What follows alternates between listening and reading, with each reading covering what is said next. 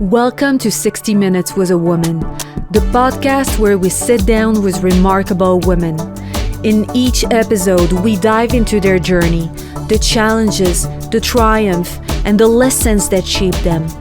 Get ready for raw conversations, inspiring stories, and actionable insights to fuel your own success. Tune in because every woman's story deserves to be heard.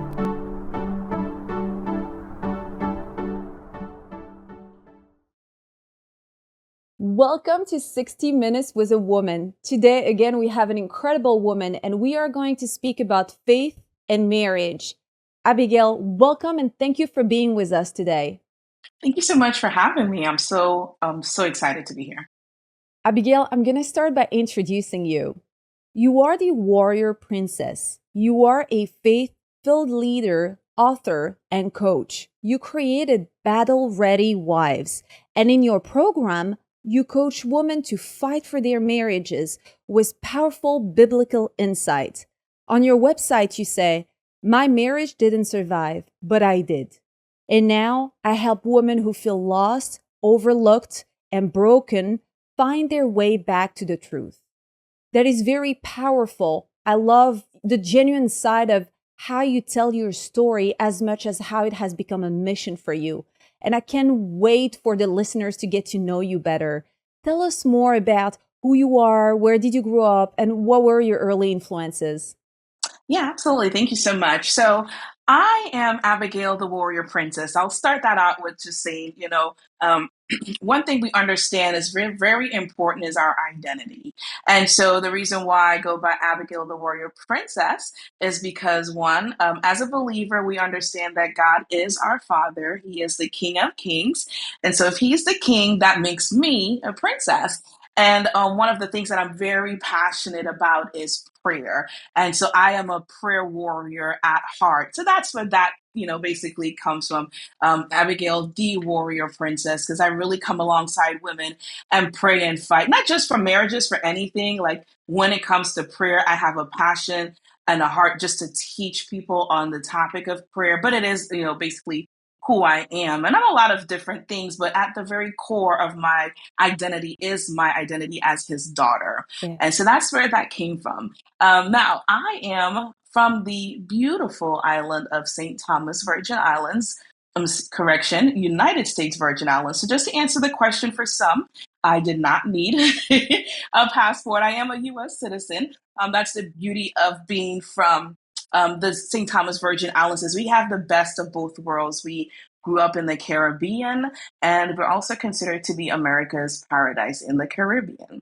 And so that's, of course, growing up in the islands, I feel like I got the best of both worlds. Very Americanized in a lot of ways, but still core to my Caribbean roots. Whereas I feel like we have this passion and this tenacity, this resilience about us. You'll notice it a lot of Caribbean people or anyone of Caribbean descent. And I think that plays a large part in who I am and my grit as it pertains to my faith. Because there's some things that I'm just stuck on it. And if the Bible says it, I believe it, and that settles it. That's a huge part of who I am and what I like to basically share with others. The Bible talks about we overcome by the blood of the Lamb and the words of our testimony. And so one thing I love with sharing my testimony, sharing who I am, I believe that by sharing our testimony, it helps others. And that's my goal and my mission, to set captives free. The way I do that is by exposing the lies of the enemy and teaching the truth of God's word.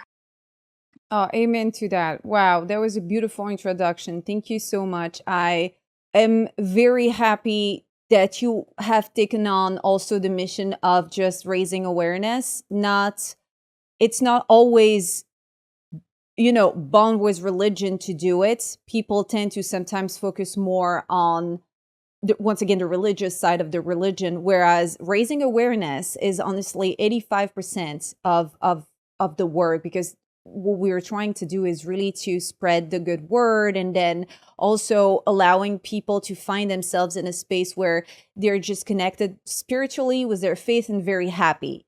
So I love that you're an advocate for everything you stand for. And I want to just understand a little more about what got you where you are right now. Were there any expectations on your side? Anything that was taught to you or you believed in? So I would say what society has taught me, especially growing up on an island, it's very similar to like a small town mentality. A lot of times people will ask me like, why would you move to the States? Like, you live in paradise. True, very beautiful, lovely to visit. And this is my personal opinion. It's just not for me to live. I liken it to wanting to go to the big city. You want to get out of the small town, the rut of the small town, you want to go to the big city. Some people are reversed. They like the small town, they like that atmosphere. I was quite opposite. But I bring that up to say there are some mentality and lifestyles that we grew up with that were just not the best. It was toxic, for the lack of a better term. And as it pertains to marriage, you have in some cultures and maybe just um, other groups, whereas it may seem like marriage is always the goal. Marriage was never really a goal for me. Like I have to be Yeah. 100% honest. I didn't, grow up playing with my dolls and playing like a wedding and stuff like that. Marriage was almost so foreign to me. It was like, yeah, like what is that? I mean, and don't get me wrong, because there were few married couples that I could look to in my family, but very few. So it almost seemed like just something that was just so far off. Like it just wasn't on your like the top of your mind to get married. It was actually more normal for you to be a single young mother than it was to be married. Really? Very much so, yeah. And so even when the thinking of the concept of like dating, now looking back, I realize like we didn't know about that stuff. We didn't know about certain things that you look for. I think, the idea was just like if you get married, it was almost like this consolation prize or this validation point. When I did get over into Christianity, it's like it just seemed like it was just this thing to attain that you must have. But initially, growing up, it was just never really on my mind. So I would say the desire that I had for marriage once I became saved, I like to say for real, because I grew up in a church. I gave my life to Jesus very young. But he was savior, he wasn't Lord. And so I remember just making a little a little pact with Jesus, and I was like, okay, give me about to like my late teens. That's like, wait, no, hold, scratch that. Mid to early to mid 20s, and then I'm gonna live for you for real, for real. But I still want to kind of get like the party lifestyle out and everything like that, right? And so even with that, when I finally, sure enough, mid to early to mid 20s, I was just in this place of just utter just this depression. I just didn't understand where it was coming from. It was just like it could be so many things, and I was just so lost. And I remember one of my friends, because I think I gotten into a car accident. I believe I got into a car accident because I was so distracted by the weight of the world, the weight of my problems, that I just, I missed like someone stopped in front of me, and it was just this big thing. And I remember my friend, she was like, we need to get back to church. And I was like, man, you are so right. And then God reminded me in that moment about my promise. I was like, you know what? I did say that. And so at that point, he became Lord for me. Whereas I wanted him to be first. I wanted him to rule, reign, and take precedence in my life. And so around that time, as I, really started walking the walk, really truly living for Christ, is when I started have this desire for marriage. And I know it wasn't me, because I never had these thoughts before. I was a young mom, a teen mom. I had gotten pregnant right out of high school, and I remember my aunt asking me like, "Well, are you going to get married?" I'm like, "Why?" It's like I couldn't imagine getting married to my daughter's dad at that point. I was like, "No, I just have a baby. That don't mean I got to marry him, right?" But so now, just really truly just dedicating my life to Jesus and living that lifestyle, all of a sudden I just had this desire for marriage. And it was just one that it came with some wisdom that I could not have gained on my own. Because I mean, outside of my aunt and uncles, those two relationships, I really didn't have like a healthy relationship guide models. There wasn't a lot to really pull from. And so all that so I know like this desire that I had for marriage, it wasn't from me. It was from God. And I believe along with that desire, he placed a lot of wisdom within me. So me advocating for marriages, it actually came before I got married. Your story, the root of what you're doing, and it's very powerful. Once again, I love the fact that you were able also to recognize how marriage was not a thing, but then it became a thing for you, and it wasn't coming directly from you, it was coming from something bigger than that. um do you think that religion is there a way for somebody to see religion as a reason to walk the path of life with another person? So I want to make a disclaimer because I don't 100% like the religion, because there are many religions, and I understand that Christianity may fall into that. But when you understand I'm just going to explain what I believe. It's not religion. What Jesus came to teach wasn't religion.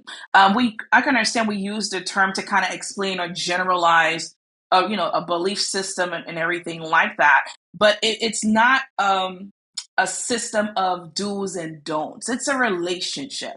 And so that's why I kind of shy away from the word religion, because it's more of a relationship. With Christianity, the difference is that we are not trying to earn and achieve something. Someone came and he gave and he did it all for us. And so now it's really from that place of relationship. Now, as I would say, to pretty much answer the question, we understand that God is the supreme being. He's the creator.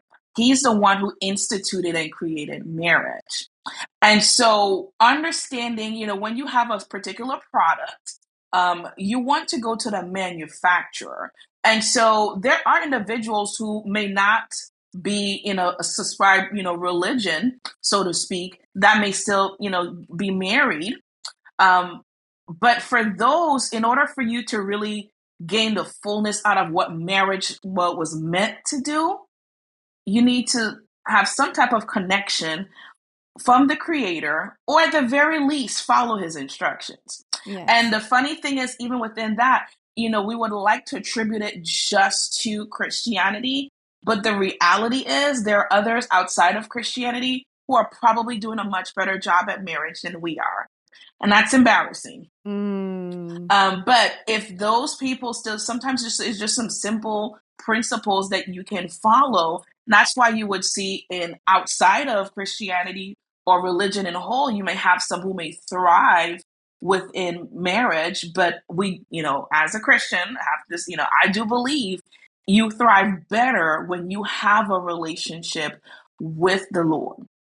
It thrives better because there's some things that are going to happen, but it's not completely impossible for you to have a decent marriage outside of, religion. It's not impossible, but it kind of, is like when you think of like the optimal levels that of performance outside of Christianity, it'll perform well, but sometimes we want to maximize the potential, right? So when you think of within a relationship where you have God at the center, you have the husband and the wife, connected to God, focused on God, surrendering to God, that's 100% optimal level. And so the amount that individuals allow God to help and just cultivate that relationship with all three, that's where we talk about the threefold cord cannot easily be broken. When you have that mixture, that equation, it's going to be 100%. And so if it's not 100%, that's the part where we might want to kind of go back and look at that and re-understand some things, whether you're a Christian or not. Because unfortunately, there's a lot of Christians, they're not doing well in marriages right now. We talked about it last time. You shared a lot about how you help women, especially. And we talked about the fact that your knowledge and your support really answers to any woman in any situation of any faith. Um, Everything that you teach, and we are going to dive into that in a moment, is 100% focused on love and happiness, compassion, understanding, communication, absolutely all the pillars of how a relationship should be. Um, and I want to ask you a question because I love how you share your story with us. Once again, I want to thank you for that. It's amazing that you are open, and I know that we've talked about it before, but I can feel that right now you're sharing way more than I could even have ever imagined. Because yes, it's really fantastic, and I'm really surfing on this wave with you. I hope the listeners are too. But I wanted to ask you exactly then if you could share with us everything from when you decided to get married up to the point where you realized that this did not align with what you were expecting anymore, and then your path through recovery and connection was the Lord. So like I said, I felt like, God put a desire within me for marriage. Um, I was single and abstinent for about 9 years. During that time frame, there was a desire for marriage, but it wasn't like an urgency, so to speak. I was enjoying my single season. I don't necessarily think that I was in a place where I was tired of my single season. It just was I could have tell like just certain things would start to be a little different. Like there was a particular season where I felt like every guy that I saw, I was like, is that my husband? Is that my husband? I was like, hold on, like I'm not thirsty for no husband or nothing. But I was like, what's going on? And so I remember in those instances when that would pop up in my head, I used those as opportunity to pray for my husband. And so there was a lot of things that I did right, but there was also still a lot of things that I didn't do right. And so I will be probably doing a book on what I learned from this experience, kind of like chronologizing some of the things that probably did go well before. My story, I like to say, was one whereas I consulted the Lord. He never said not to marry this individual. I consulted him. That's why my journey was so traumatizing because I'm like, whoa, whoa, whoa. I didn't do this without you. Like I asked and you said yes. Or now I have to be completely honest. So I started noticing like all of this, I'm kind of like noticing guys and stuff like that. Because for a period of time, I just didn't notice anyone. You're just a person to me. Right. So all of a sudden it's like you're noticing these people. And so I used that as an opportunity to pray. There was a couple of people that kind of like spoke some prophecies into me. One of my friends shared like a dream that she had about me wearing white with another person that we knew were getting married. And I was actually a part of their wedding party. It was so many things. And so there was one particular thing that the friend spoke and she was like, your husband is coming soon. It's going to be a quick process. It's going to be a God thing. And I remembered in that moment when she said it, because people prophesy a lot of stuff. And sometimes, it's like, do you believe it or not? Or, but that was different. Not so much of the excitement for my husband coming, but she said something specific at the end of that. She said, you guys will be in ministry together. That was something that I believed, but I wasn't sure, something I would have desired. I'm actually a Bible college graduate. I attended Rhema Bible Training College. And so, graduating from college and not really finding anyone. It's like, oh, dang, I thought me and my husband was going to be in ministry together. So when she said that, it was like this light switch, it's like, oh, this is it, right? And so Yes. shortly around that time was when I met my ex-husband. And so there were times like I consulted the Lord. I was like, hey, I'm kind of liking this guy. Like, what's going on? Like, am I being punked? That was my literal conversation with God. We're really cool. He's Father, He's God Almighty. But there's some aspects of our relationships I'm really candid. I was like, hey, what's going on? And he responded to me. He was like, you know how I lead you.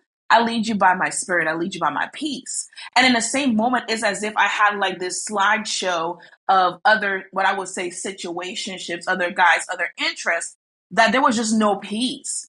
In that moment, I had absolute peace. Now, I have to be 100% honest. At no point in time did he say, this is your husband. He didn't say that. But based on the information that I was given in that moment, I felt peace to proceed forward within this relationship. And for me, I'm assuming that, if God is leading me here, it should lead to marriage. He's not going to just put me in this thing if it's not going to lead to marriage. That was my opinion. That was my reasoning of everything. And a little bit later after that, he also came to me. He was like, I need you to be patient because there are things in you that he is going to need. And it wasn't like he was making me do anything. At that time, I know he was, at least at that time, I believed he was speaking about my ex-husband in the moment. And so it was like him asking me to do something and I accepted. Yes. I had no idea what I accepted. And I have to be honest, I didn't go back for follow-up instructions. A lot of time he wouldn't give you the whole picture. He'd give you a little bit to kind of keep going. And you probably want to check in every now and then, right? Just to, kind of get stopped at every stop sign. But I think I got the first green light and I just assumed all the other lights were green. And that was not the case. And so, he said, I need you to be patient because there's things in you that he's going to need. And I was like, okay. There were things, I have to admit, I did see red flags. But at that point, I know I need to be patient because there's things in me that he is going to need. So I already saw where I would have benefited his life and why God was calling us together. And so hindsight is 2020. As I go further in the story and kind of come back and I'd be like, well, I can see how I maybe had misjudged this or this. I won't want to say that I do not regret my decision. I do not regret getting married because of all of the gems and the jewels that came out of that union, as toxic as it is. I would still do it again. That's how much I value the wisdom that I got within that marriage. Yes. And so I won't say like, I don't believe I married the wrong person. I would admit that my insecurities and some trauma did lead the decision, but I still stand by that. I believe God led me there 100%. There's a lot of lessons to learning that. I won't necessarily go all into it now, but to bring us, so that's the beginning portion, getting into the marriage. And then to kind of answer, that was like the beginning part. It was like after God said that, like, I need you to be patient. There's things in you that he's going to need. I'm like, bet everything's good. Like, I went into like wedding planning. Yes. But I probably should have went into more preparation mode. Okay, God, give me a little bit more instructions on what you meant by this. And so I didn't do that. So I can be honest in the places where maybe I could have get a little bit more instructions. Maybe it would have changed things, maybe not. It's still a great learning experience either way. Yes. And Yes. so the unfortunate thing is, like, shortly after he said that, like, everything went haywire. Like, he ghosted me for a whole year, and this was prior to marriage. And I won't go too much into all of those details because I want to get to the meat and juice of things, but I'll share some of the things just to give illustration to the fact that I've been through some things. And the wisdom that I'm sharing, and even when we talk later about, any, other concerns or things like that, I'm just giving a synopsis to what I've been through and the fact that everything I'm talking about, I had to apply it. I had to actually live it. And so, he ghosted me. I was like, God, and it messed with my faith because God, you said all these things, you led me here. And this is Yes. the thing that happened.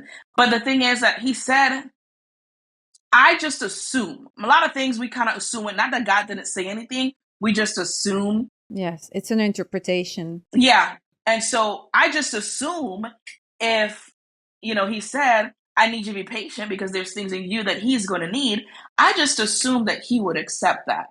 I just assume that he would see that and just welcome it and value me. I did not expect to be rejected and abandoned the way I was. I'm sorry it happened. Almost want to say I am sorry, but I'm actually not. Because those things, though what the enemy meant for evil, God has a way of working it out for our good. And so, just like, the story with Joseph, his family, like they left him, they sent him to captivity. A lot of things happen. People, mistreat him. However, all of it had an end point. So I'm not sorry because I see the purpose out of it. It wasn't easy in the time, but it had a purpose.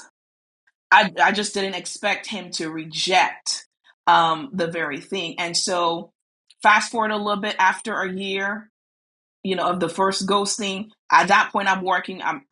That's when I started my healing process. So if anyone would wonder, like, because I'm recently divorced, why I'm so confident that just shortly out of divorce, because my healing process started within the marriage. I would even say before. So when he finally kind of came back around, I was like, dude, like, no. But I allow and I listen to God, because even though sometimes not that the person is always right for you, you still have to maintain the right posture and your heart still has to be right. So I still had to work through some forgiveness issues. I have learned how to forgive without the person being sorry. And so he came back around. At that point, I had, spiritual leadership. They were aware of the whole situation. They told me to reach out and kind of, we reconnected basically. So I didn't reconnect on my own. I had spiritual leadership along with me along the way, which was a lot frustrating because, again, it's not like I said, I did this on my own, but nonetheless, I don't regret the process. Everything happened the way it needed to. This is for me. This is not saying that some of the stories that you go through, I can't necessarily say it's all was meant to happen, but I can just look at my story and see and why, how God basically used it in spite of. Yes. And so we got married, under the again the leadership that encouraged it. And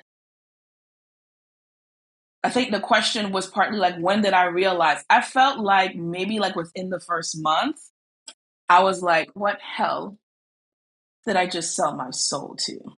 That's a strong feeling. You really did know something was off. But now understanding narcissism and all that stuff, it's like, oh, like, how could we not see it? A lot of times we don't see it till after the fact, right? But I felt like, what hell did I sell my soul to? And I'm like, it's not giving what it's supposed to give. But despite it didn't, I'm still in a covenant. So not because I'm not treated well, not because, it's not going the way I want to, doesn't give me a license to check out.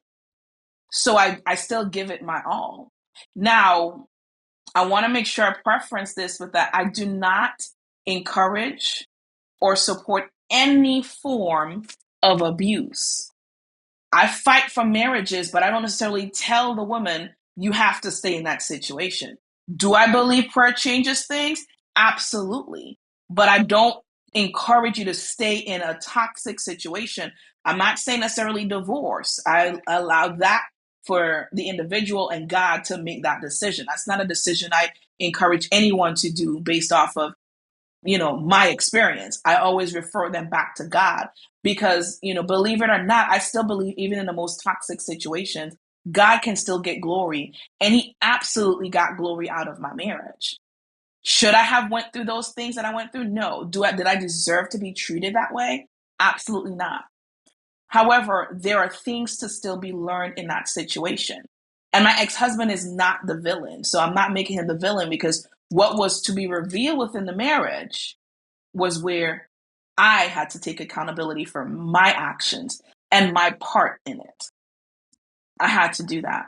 You asked God many times, what did you get me into? And I listened to you. And I think everybody reacts that way, in a sense where we are expecting someone else to do something for us. It's either we thrive or we learn. It's never negative. But the reason why we decided to thrive or we end up learning a lesson, it's really because also we need to understand who we really are at our core, and we don't know that. Yeah. Have you worked on yourself first? Like you mentioned, are you triggered by a trauma that you're not even aware about? Are you projecting something that is not happening on the other person? Or maybe are you even putting too much expectations on this person? This person is only a human. They come with their own baggage. Yeah, exactly. So last time when we spoke about it, and this is why I want to pinpoint that right now, is that it applies to every relationship.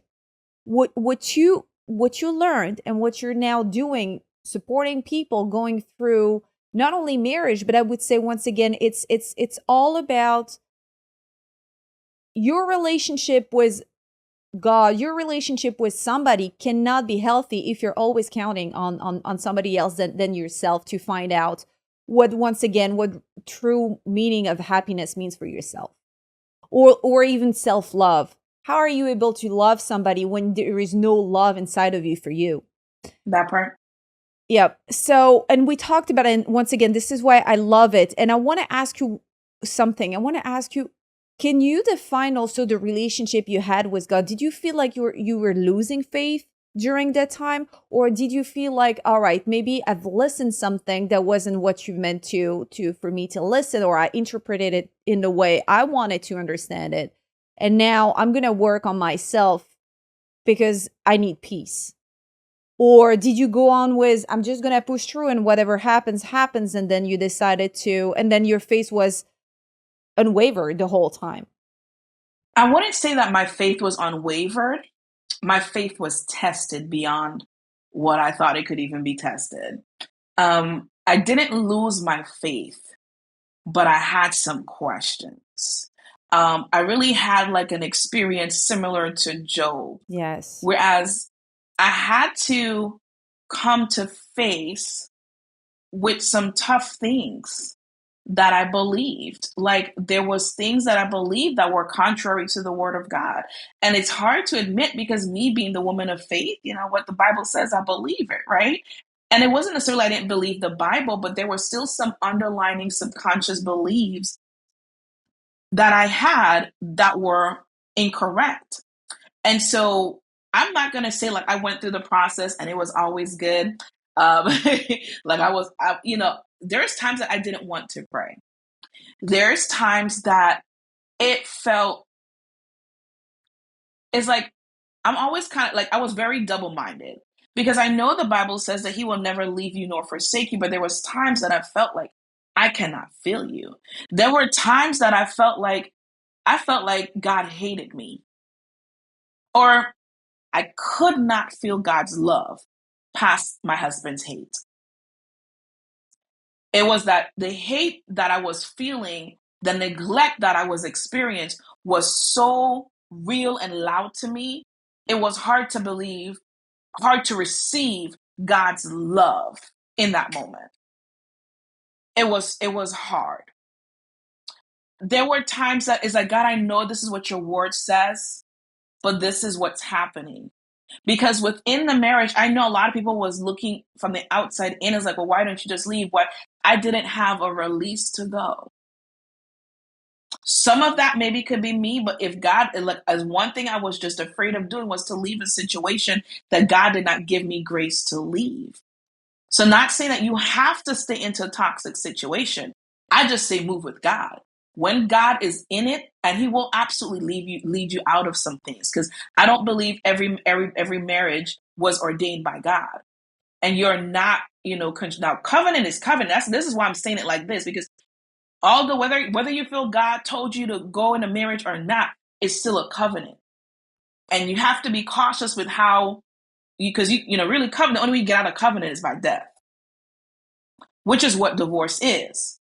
But I would encourage those to make that decision with God, because one, he's going to give you an escape out of it, whereas you're not going to be burned. But if you do things on your own, that's when you start to see a backfire and stuff like that. So not that I'm saying you have to stay in this situation. I personally believe there are situations that God will work out, but you have to have willing individuals.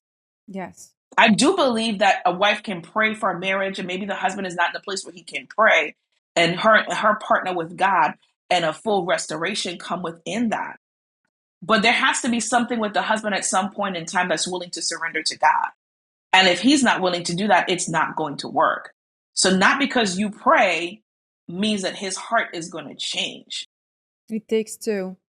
It absolutely does takes two. It can start out with just you and God, but to get to the optimal level, you have to have all willing participants. But I won't necessarily, say like, well, if he's not willing to do it, you have to know. What is God telling you to do? Because he knows our beginning from the end. So if God is telling you to stay in it, I have to believe that it's for a specific reason. Now, for me, this is my story and my story only. There was things within it, like while I was going through all of this, even all of the trauma and everything, I was taking notes. I remember praying to God, even in that same instance, I was like, do not let this pain go to waste. Oh, wow. Use this. So although it was very hard, this is where my faith was tested and it was also strengthened. Because in the worst possible situation or circumstance, I applied the word. And that's one thing I believe 100%. And I believe the word produces fruit.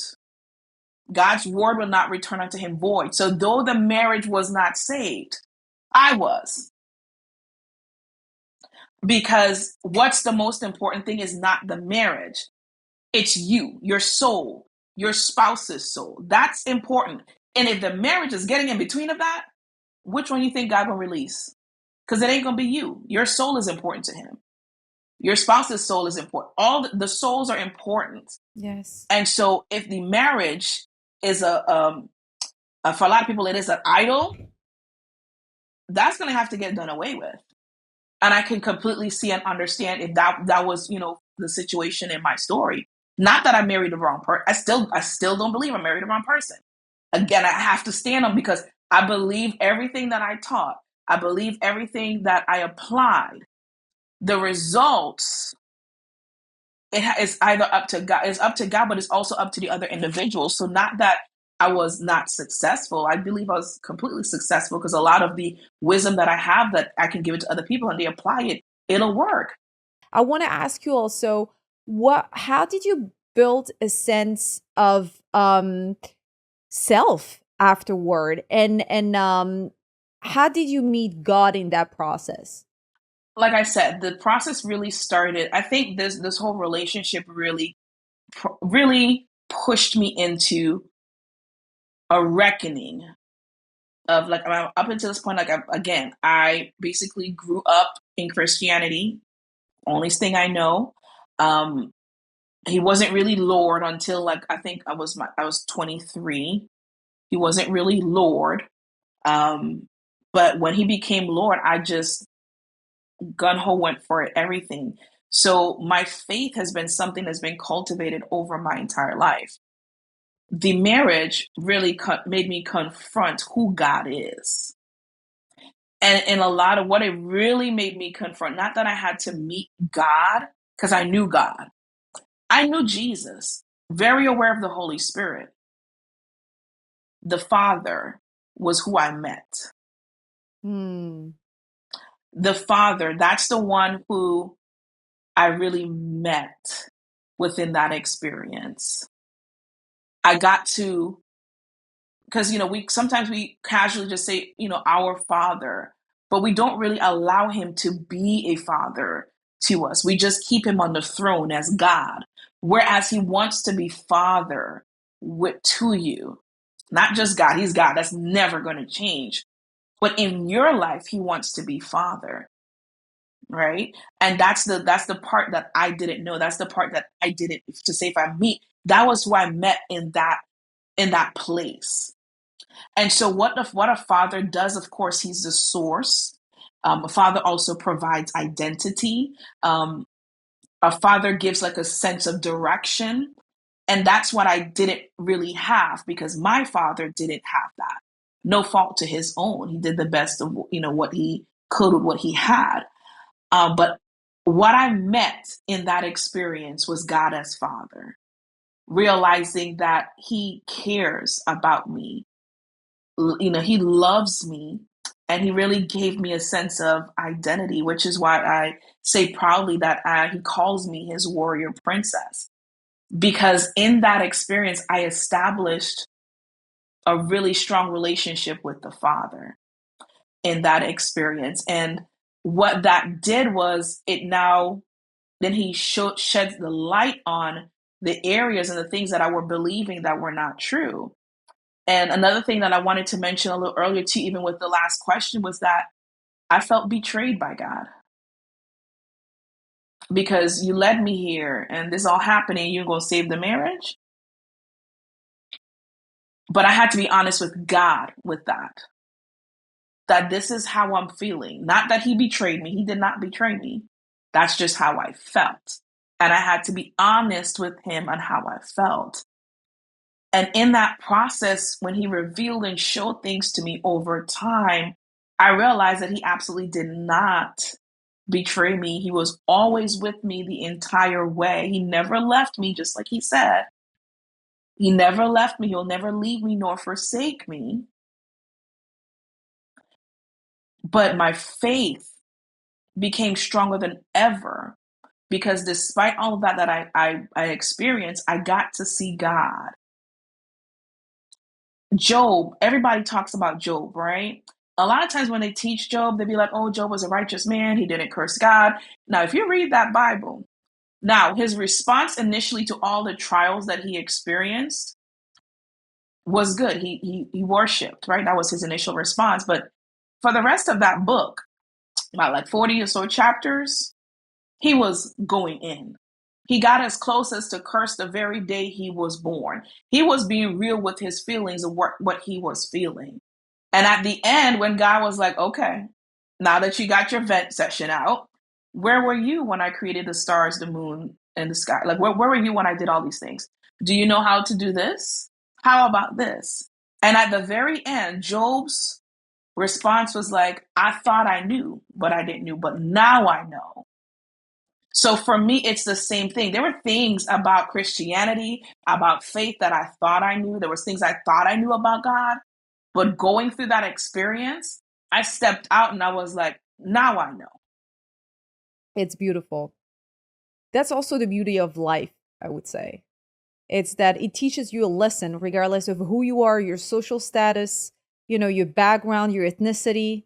You're just bound to learn your whole life. That's the beauty of it once again. Yeah. We learned so much about you. I want to thank you again and again and again. Vulnerability is actually a strength that people overlook too often. And you said on your website, my marriage didn't survive, but I did. And now I help women who feel lost, overlooked, and broken find their way back to the truth. And you're telling them you're still seen, you're still chosen, and you're still held by God. And I want to ask you, what does this message means to you? But also, how do you commit to the mission? Yeah. So one of the things that I learned, I'll say this real quickly. So my ministry, Battle Ready Wives, it really was birthed out of this experience. Um, because I think during that first particular time that I talked about, as far as being ghosted, what was revealed was the importance of your role as a prayer warrior, an intercessor, rather, for your husband. Not just your husband, but, in the confines of marriage is more like what I talk about. It can be applicable to other areas of life, but especially like how powerful it can be within marriage. And so that's what basically birthed that experience. So a lot of the focus was on the marriage. Since I've been divorced, things have been revealed and I shifted a little bit. The goal is still fighting for marriages, but we start with empowering the wives. Yes, We yes. start with, because a lot of times you make the marriage was like this end goal, and when it didn't go the way we thought, we now feel like a failure. You're not a failure. That's, the your your relational status does not define you. And so getting the woman back to her identity, her core identity. And so for me, the focus is really healing of the soul. Like to say, I'm in the business of setting captives free. I believe that a lot of people, they are free spiritually, they are free physically, but the soul, which is the mind, your will, and your emotions, that goes ignored, unaddressed for very long. So a lot of the issues that are now trickling over on the spiritual end, on the physical end, is because that soul part is fractured. So my goal is really to healing the souls, walking through women with inner healing and deliverance, coaching sessions to really, and it's really just a conversation. I would say that I am not a therapist. I would definitely always encourage and recommend getting a therapist. I would say the services that I would have is more so supplemental, not to replace that. I am a mentor and coach certified, but I am not a therapist. But I support behavioral health 100%. So I believe my services come alongside and is an aid to that, but not the hope to be the one all be all. Because I myself have therapy. Uh, it's necessary. I have, the coach needs a coach. Even therapists need therapists. So everything is important within its time. But it's really getting to the core of what's going on. Because if we just make the focus the husband, the kids, the marriage, the job, then you are basically, we have to deal with the self abandonment, because a lot of times the reason why we're even experiencing any of this toxicity, these negative things that we're coming up against, because somewhere in place of time you abandon yourself and you made up in your mind that the people were more valuable than you, so you put yourself to a level. Now everyone has its place, so it's very important to keep everyone in a balanced place, but that should not be to your detriment. So I don't come from the aspect of trying to save the marriage, and I try to make sure I know the goal is making sure, yeah, we fight for marriages, because there's a lot of women that are going through and are basically had to go through what I had to go through within the church and with or without, that are suffering in silence. And I believe I have a solution. The solution isn't to fix the marriage. The solution is to first heal you. When we get you to that healed place, everything else is going to fall in line. So I think I probably might need to put more like my prerequisite to saving the marriage is to save you. I still believe in saving the marriage. I still believe in fighting for the marriage, and I absolutely come alongside you and do that. But I refuse to do it to your detriment. Can you give us, for example, one or two tips on how a woman can put herself first? So the reason why, because I think in some ways when we see like on social media and just in culture, some of the things that we talk about, they're good. In some ways, it kind of get a little abused a bit. So we talk about self-care, self-love. It's not from a selfish place. So the Bible tells us, as Christians, we know that the commandment that we have, not that we don't follow the 10 commandments. Jesus said the number one commandment is to love the Lord your God with all your heart, mind, and soul. And then he said to love your neighbor as you love yourself. So our main focus is to love. We want to make sure we love our neighbors. But in order for you to love your neighbor effectively, you have to love yourself. In order for you to love yourself, you have to first receive and accept the Father's love. So it's a process. So I would start with there. As far as, so how loving yourself might look like, how are you treat? So self-love isn't just going out on trips and going to spas. those things are good. But if you are doing those things and you're still being unkind to yourself, that your internal dialogue is still full of shame and guilt and just negativity, you're not doing self-love. It's not just about the marriage. Now, marriages are important. I believe marriage is God's secret weapon, which is why the enemy attacks it the way he does. So don't throw away the marriage, because all you need to do is just apply the principles from the creator, the manufacturer, and it'll work. But for a moment in time, I would say put the marriage on the back burner and deal with you. Because if you are loving people and you don't love yourself, the love that you are giving is selfish. It's not love, because now you're loving to you're loving conditionally. You're not loving unconditionally. And so I realized that in a lot of ways, and you probably mean well, because I meant well. I thought, I listen, you couldn't tell me nothing about love, because this is one of the topics that I study through and through. Like, my love walk was tested, whereas I probably can love unlovable people despite how they treat me. But I realized that if I'm a loving from a very empty or inequipped tank, I'm not loving to the fullness of my potential. Yeah. And the love that I'm giving is actually flawed, because what actually happened was that I was doing things for others that I wasn't doing for myself, which was adding to the loneliness. My inner child was completely lonely because I was showing up for everyone else. And then when it comes to myself, I was like, you're not worth it. We're not going to do this. But the moment someone calls me, I was there. And then allow it, because see, when we do that and when they don't show up, we're upset.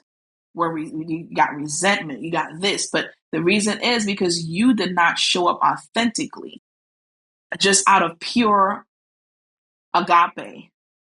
It was selfish, because your actions in love was to receive, and love should be reciprocated. Don't get me wrong, but you need to make sure your tank is full, that you put in it. What anyone else puts in is bonus. And I would even go as far as say this: allow the Lord to fill your tank. You keep replenishing it by replicating what the same love the Father showed you. You show yourself. So whether anyone else loves you or not, you can still love from that tank. Now, it's good that they again, it should be reciprocated, because that's how we were created, to reciprocate love. But if the person does not have the capacity to love you, it shouldn't tear you up the way it has been doing. That you can go and love, because it got to that place for me, whereas I was able to still show up in love despite like cooking meals and they did not eat it. Like, I was to make sure they had like meals to go to lunch, because I'm from the Caribbean. We don't, one thing we gonna believe, he gonna be fed. You understand me? He gonna eat. That's one thing. If it's anything I can say that he gonna eat. I'm gonna make sure he has his food. Don't care how bad I'm being treated, because that was just a place, really from a place of love. So whether he chose to eat it or not, it's like, well, bless the Lord, I got an extra meal, So, but it didn't make me stop, because it wasn't reciprocated. Why? Because I started to get to a place where I allowed, I have the supply I got from the Lord, but I also supply myself. And now that's the season where I'm in, whereas I am intentionally being kind to myself. That's what I wasn't doing before. So it was, what I was basically doing was, I was looking for my husband or a spouse to do something I myself was not doing. Yes, yes, yes. That needs to be addressed. And for a woman who senses that her situation is off, how can she start making sense of her situation? Yeah, so a couple of things that you'll notice. If you feel like you're the person, if you already kind of identify yourself as a people pleaser, that's a good key. If you identify that, you notice that you always show up for everyone, and no one shows up for you and you feel resentment. And we're talking about the husband there too, right? Not just about other people. Yes, in the marriage as well. Yes. Yeah, if it's showing up in a marriage, it's clear that it's showing up other places as well. So, what a woman should do in that situation. Yeah, so because regardless of if you're a Christian or if you're not, or, what is your faith, you can relate on the spiritual level. Yeah. So I would say, so we need to ask some questions. And for me, I had help with answering those questions. I had a therapist. I had the great counselor. I'm very self-aware by nature. And so I would start asking questions. Why does this keep happening? Yes. And then you might kind of like, you, depending on what it is, like maybe it can be a little bit more specific if I have like a specific example. But you want to start asking questions. You start noticing like, you know what? I kind of notice like I always get frustrated when this happens. I wonder why. And be like, was there something in my childhood that speaks to this? Because what I find a lot of times, especially like within marriage, a lot of the triggers that you're experiencing sometimes has nothing to do with what your spouse is doing, but everything to do with what happened to you in the past. And for Yes. some, trauma, some people forget. And trauma, I like to liken as a virus. Just think of your belief system as the operating system, right? That's where everything information is put in to create like certain applications, certain functions. And anytime we experience trauma, it's as if a virus has been installed into your software system. Depending on what the trauma is, the trauma might speak to something. So if you notice yourself in a place where you always feel um, like you struggle with rejection, like you don't like you really kind of operate out of fear because you don't want to be rejected. So somewhere within your childhood, a trauma virus, rejection was installed. Sometimes it's easy to find because you may have physically been rejected by someone in your childhood, a parent or something. They called you names, they do certain things. And then you have some of the subtle ways that it enters. That your parents were there, they did the best that they knew, they worked, they paid for school, but they were emotionally neglectful. They were verbally abusive. Although it wasn't to an extent whereas they physically like beat you or like abused you, but it was still subtle enough to cause a virus in your belief system. Yes. And then other things that happens in your life that compounds on that same rejection belief system till it's now what we like to call a stronghold. So it's something that has your mind on lock with this lie because of all of the little lies along the line that kind of build up to this stronghold and this strong mentality. And so there's a lot of resources out there that talks about these things, but I would just kind of go back to ask certain questions. You're talking about trauma, and this relates a lot to what we said with self love. But I want to ask you something. Along with trauma, do you, because you have the experience of working with women, do you notice that there are myths or beliefs coming from, once again, society that really impact the relationship because we set ourselves up for failure? Yes. So I wouldn't say, because I think sometimes we have like these like hot words that we just use so casually till the place where a lot of people just, because they hear the word so much, that it kind of seems like, okay, well, everybody can't be traumatized. But the thing is, it is real. Mm-hmm. Now, the issue is with even addressing this topic, it's not that it's not real, it's just that there's a lack of accountability. So a lot of times people like to point out, oh, well, I was traumatized, I was this, they're a narcissist, this, but then there's still there's lack of accountability. And okay, this happened, but how do I fix it? It's almost like they wear it as a shield. And that was not the intent. It was supposed to bring attention to, hey, yeah, this is a trauma. Let's look at this.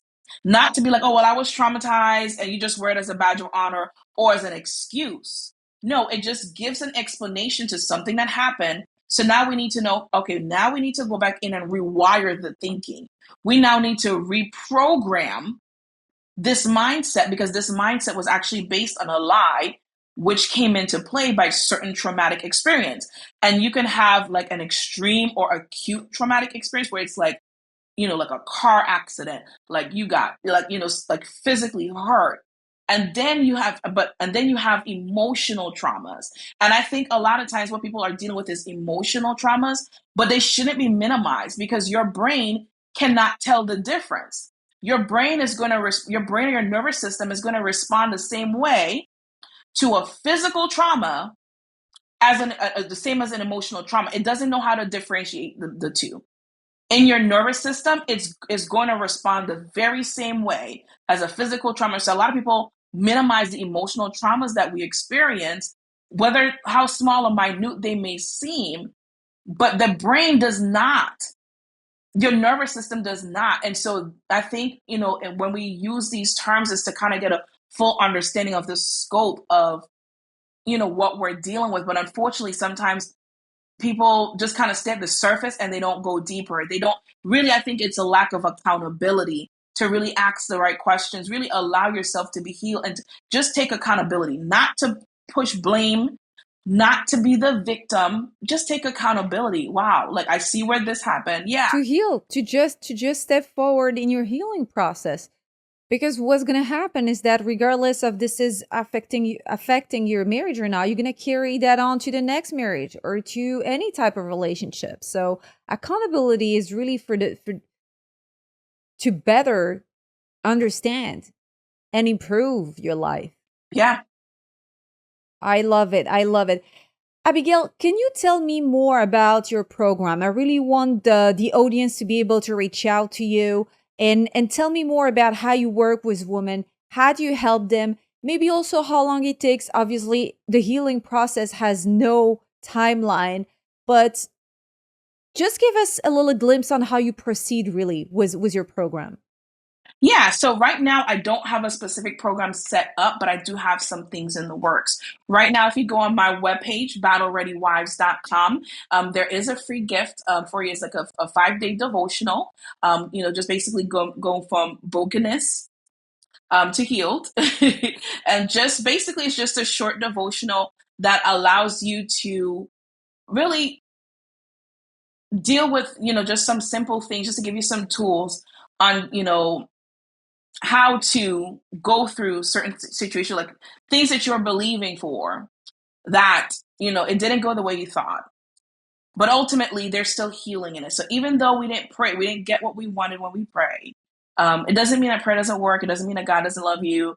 It just may be something more. So sometimes in those situations and circumstances, that just helps to just kind of reframe. Because a lot of times we just need to reframe and renew our minds, reprogram our belief system to really believe the truth. And that I feel like that devotional helps with that. Ultimately, some of the programs that I will have coming up, because I'm kind of doing like a little revamp, so that's why like I did a whole new website. So I don't have the programs yet set up on the website where you can sign up. But some of the things that I do plan on doing coming up soon is really to have like a mentorship group to be able to have a safe space to talk through these things, and also Yes. to because I believe in um, really like group counseling. I think it helps to be able to know that you're not alone in certain situations and stuff like that. So Absolutely. one of the programs that I'm actually going to have is really calling is going to be People Pleasers Anonymous. That also speaks to a lot of women. Yeah. Yeah, because we see that a lot, and just similar to Alcoholics Anonymous, I want it to be a safe space where you can come and talk to things. I'm not an expert in it. I'm recovering as well, but whatever wisdom that I can share, believe like having that safe space to be able to do that community. So that's one of the things that I'll have coming up, and then I have a challenge that I'll probably come up to. It's like a 30-day challenge. It's called Hush and Pray. So basically, I kind of go through some of the semantics of prayer, what prayer is, what it's not, and just kind of like more so teaching on prayer. It's good. We're going to be praying for marriages as well, but it's not just for married women. I want to also say that because I don't think I mentioned that yet. Usually I do. I don't just do married women, it's wives. And we believe as Christians, he who finds a wife finds a good thing and obtains favor from the Lord. So when your husband finds you, you are already a wife. And so understanding that you can be a single wife or unmarried wife, you can be a divorced wife, a married wife, or a widowed wife, understanding that, you're still a wife. No matter what your marital status is, you have to still see yourself as a bride. You have to still see yourself as a wife because that's who you are. The marital status doesn't necessarily make you a wife because there are many women that are married and they're not wives. And so just that to basically be a challenge to encourage you on the power of prayer, but also make it more intimate. So that one is going to be a little bit more intimate, whereas we're going to have some group settings and to really go into the depth of praying. So it's really going to be like a challenge to challenge you on the power of a praying wife, to give you some of the simple things that we talk about in prayer, what prayer is not, because a lot of times people think prayer is witchcraft and it's not. So kind of like talk about that. That's one of the challenges that I'll have coming up. And yeah, I think that's it. So I think those are the next two things I'll be working on. I'm sure there's going to be more things coming up. So once you stay connected to my website, all that information will be up there. But I think one of the next things I do want to kind of like really work on, because I put it on the shelf a little bit, and that's that People Pleasers Anonymous. We need that space because it's like an epidemic, and a lot of people are now being aware of it, but now we need a place where we can go. Because I remember when I first realized I was a people pleaser, I'm like, well, how do I stop? Like, I didn't know this stuff was wrong.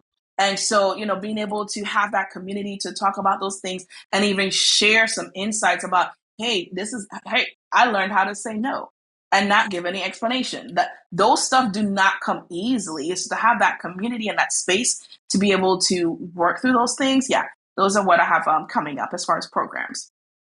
Wow, you've been hitting us with some hard truths here. Really, it's you came all in today. I love it. Thank you for that. I want to ask you also about your book because you're an author, and I want to also go over what is the book all about. Yes. So my book, The Marriage That Was Meant to Heal Me, but God. And so that's basically my testimony of what I experienced, what I learned out of the process, how I grew. Like basically, I like to say God blessed me in this marriage. Not because it was great, it was toxic more than anything. I have to be honest. But what it did was it exposed the areas within me that needed to be healed. So the book is really my testimony of how God saved me from myself, and he used this marriage to do it. And I believe it is a book that can open up the door for more questions to be asked, because I have to let you know, I'm not about highlighting the bad. I just highlighted what I learned in the process. And you also have a podcast. Yes, the Battle Ready Wives podcast. Right now, we're currently on a little hiatus because I'm restructuring a little bit. There's a lot that happened within the past year that I had to kind of like take a break and restructure a little bit. But yes, we're going to be coming back out with a podcast. I actually co-host with my daughter on some of them. And so basically it's, really the confessions of a battle ready wife. And what I like to attack with my podcast is to have those hot conversations. Let's talk about some of these things, because I think a lot of times, especially like on the church level or even outside, like people are not talking about some of these things. A lot of times they're afraid to come out and say like, well, yeah, I experienced this or experienced that. But then to also give you, just to have these conversations, because everybody's having a podcast, everybody is having conversation.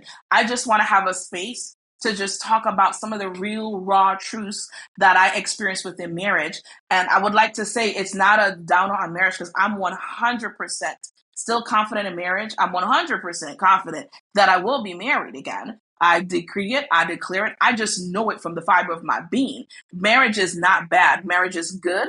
Marriage is God's secret weapon. I support and advocate for marriages. But at the same time, I still want to have these hard conversations because there's a lot of questions that are going unanswered because there are no practical steps or tools on some of these challenges that we have. Instead of just running, let's face some of these things head on, because a lot of times what we need to face is the stuff within us.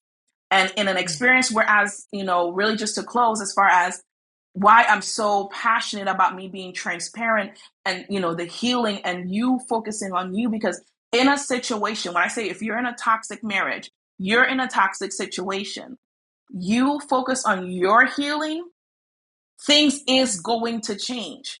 However, one of two things can happen.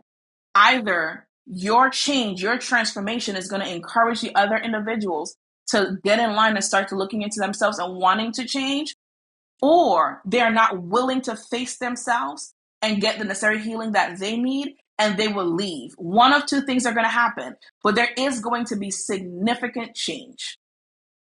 There you go. And this is all you need to know, is that as long as you're doing the right thing, regardless of what's going to happen, you will be healed and you'll be okay. It's Abigail, thank you so much for sharing enormously about, once again, your wisdom, because this is coming from your real life experience, your own experience. And it's not only passionate, but it's also has become, like I said before, a mission to help others. And I want to encourage everybody, please, who is just curious about understanding, marriage in general, or what it means to be a wife prior, during, or after. Reach out to Abigail, please. You heard her. She's here to guide you, help you, support you, encourage you. She'll create a community where you can share more than you would have ever shared with a therapist or even at church. So Abigail, once again, please. Oh, yes, I will write also all the information and the ways of connecting with Abigail in the description down below. And please make sure to reach out to her. Thank you so much, Abigail. Thank you for coming today, being here and sitting with us. It was an amazing experience. Thank you for this opportunity.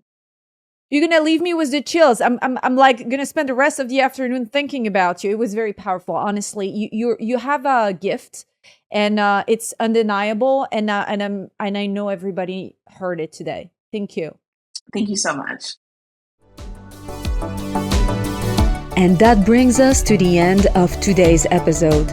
Until next time, stay bold, stay brilliant, and keep building your own success story. If you loved what you heard, be sure to subscribe, leave a comment, and share this episode with someone who needs to hear it.